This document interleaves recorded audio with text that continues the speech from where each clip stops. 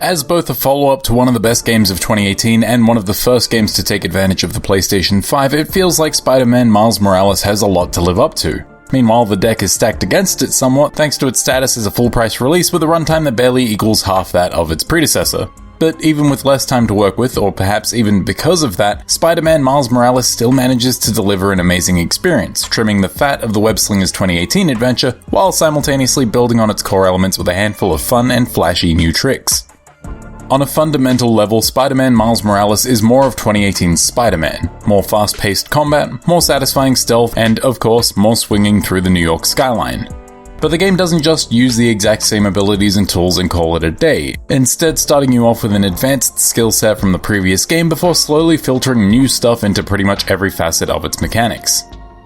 Combat still focuses on group-based encounters with freeform combos, split-second dodging, and dynamic uses of the environment that result in exciting brawls with a low skill floor but with a high ceiling for mastery.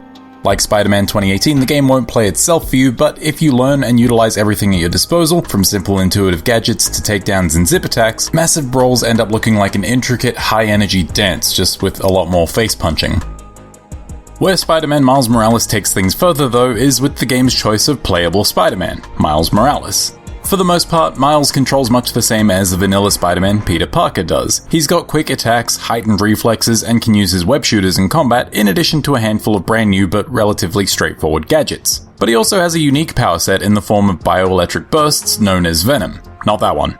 With these abilities, Miles can supercharge a punch to take a single enemy out of action while stunning their nearby allies, or launch entire groups of enemies into the air, setting them up for acrobatic air combos. Building up energy for them as you attack or dodge successfully, these Venom attacks serve as a fantastic get-out-of-trouble button for sticky situations, but also work wonders on specific enemy types. Not only does this add another layer of complexity to this system that already offers plenty of ways to bring the fight to criminals, it also gives you new enemy types to deal with on top of the previously established enemy types that keep fights interesting.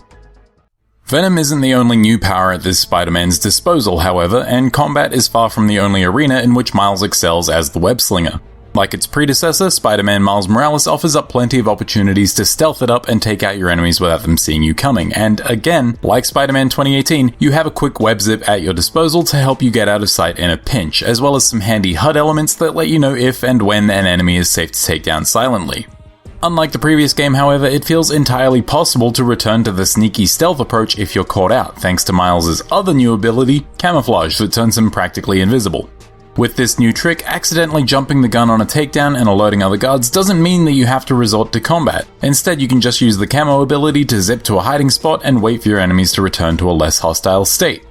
The area of Spider-Man Miles Morales that sees the least amount of change is in its swinging mechanics, which makes a lot of sense. I mean, if it ain't broke, don't fix it. That's not to say that Miles doesn't get any unique traversal abilities, it's just that while using the Venom boost to give yourself a little more height between swings is neat, it doesn't drastically deviate from the base mechanics that the game is building from.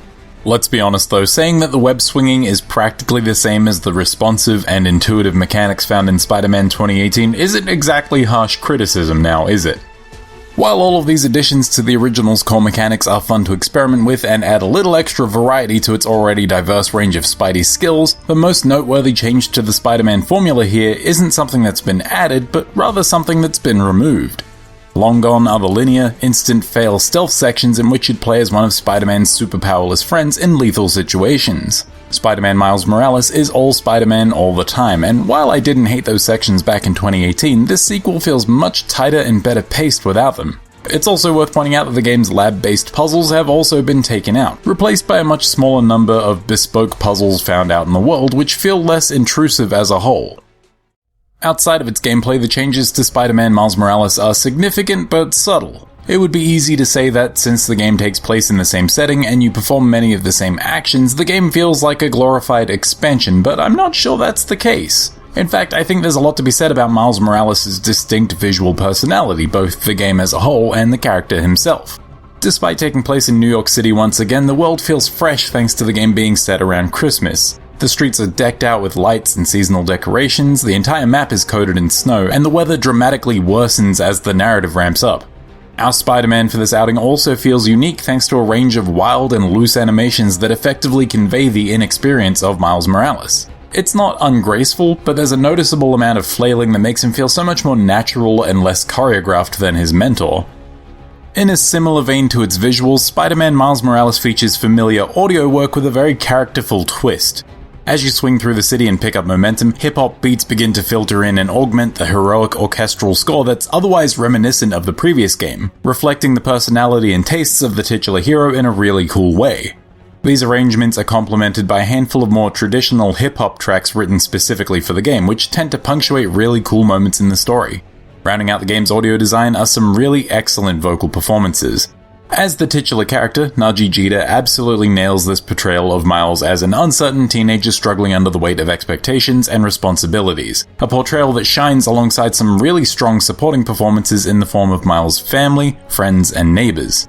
The game's interactions involving the more grounded, everyday characters are a highlight of the story for me, as without them, the main plot risks coming off as a little generic.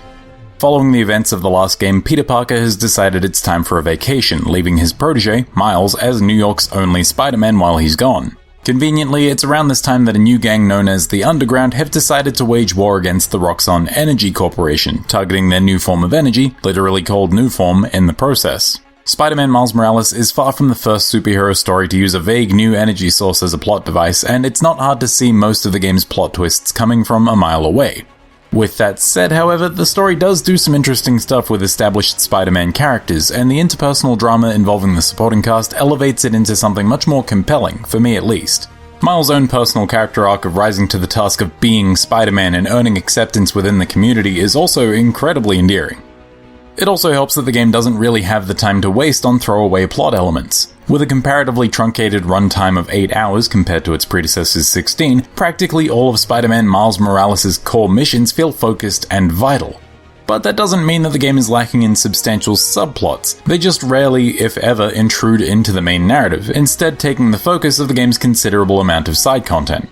As with Spider-Man 2018, Miles Morales features a deluge of collectibles, side missions, and criminal activities to keep you occupied, and in terms of gameplay, they offer plenty of opportunities to web swing, fight, and sneak outside of the main story. They typically feature their own characters and narrative threads, as well as one overarching side story, so they're worth checking out on their own merits, but they're also the source of the game's unlock currencies, which give you access to more skills, gadgets, and super cool spider suits as you progress.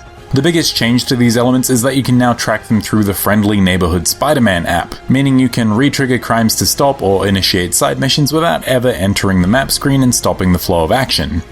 On the subject of keeping the action flowing, something that really impressed me about Spider-Man Miles Morales was how quickly the game, on PS5 at least, allows you to engage with all of its side content. Tracking certain side missions or simply having started certain activity chains will occupy the console's control center with activity cards, which in turn allow you to warp directly to the chosen activity within seconds, and it makes completing the game 100% a really efficient process. On top of that, you can launch directly into these from the console's dashboard, which will never not be impressive to me, though I have encountered a handful of minor bugs by loading into the game this way.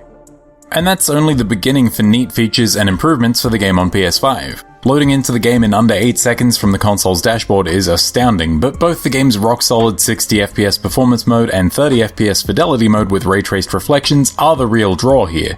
Hell, even smaller details like denser street activity or an extended draw distance on said street activity makes Miles Morales' rendition of New York City feel so much more alive than it did on Spider-Man for PS4.